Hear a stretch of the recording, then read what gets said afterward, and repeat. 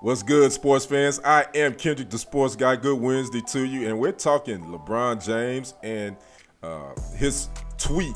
I believe it's still called tweet. It's on the social media service called X. But he has the sports media world, these sports opinionists in activity the last 36 hours. Make sure you like the video and subscribe to the channel.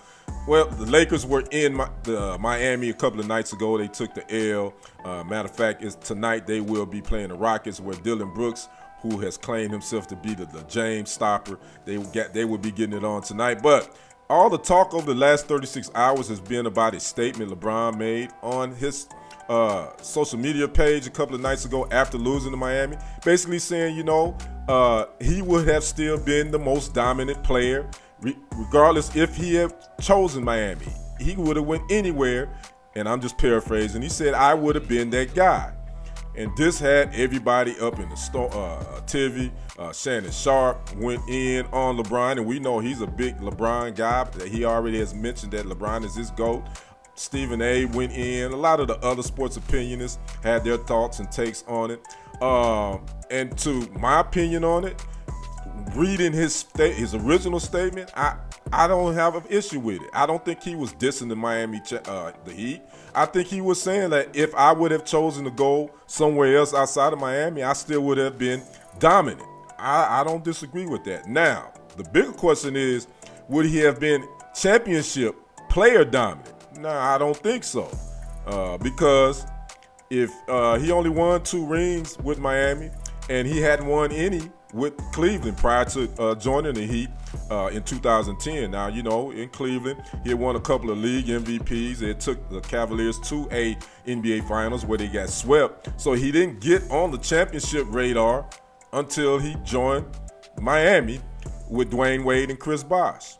So I think that changed the conversation from being a dominant player to now, when he arrived in Miami, he won a couple of championships. Now he's in the GOAT conversation. Definitely, I get that. So I didn't really have a problem with his original statement. Then he would double down on it. As you see here, he says, you damn right, I will still be, I'm chosen. Ain't nothing changing. That, maybe less rings, but dominant from start to finish.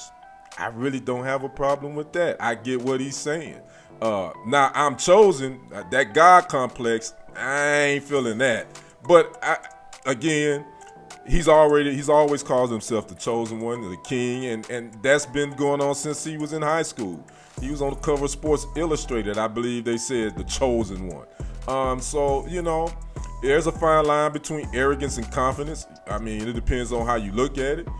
That's LeBron.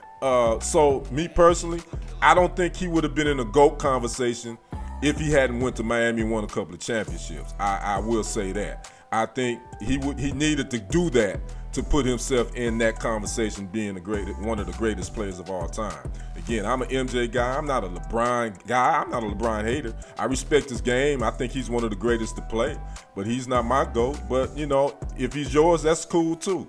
There's no right or wrong answer to this GOAT conversation. And in my opinion, it's played out anyway. I try to avoid it by as much, because I think it's just something lazy to talk about. But it gets clicked, so we'll see. So I would like to know your thoughts on LeBron, on his tweets. Do you think he has a point? Would he have been dominant even if he hadn't went to Miami or went somewhere else? I'd like to know your thoughts. Make sure you drop a comment and like the video and subscribe to the channels if you haven't already done so. I am Kendrick, the sports guy. We will see you on the other side and on the next report. I am out. Peace.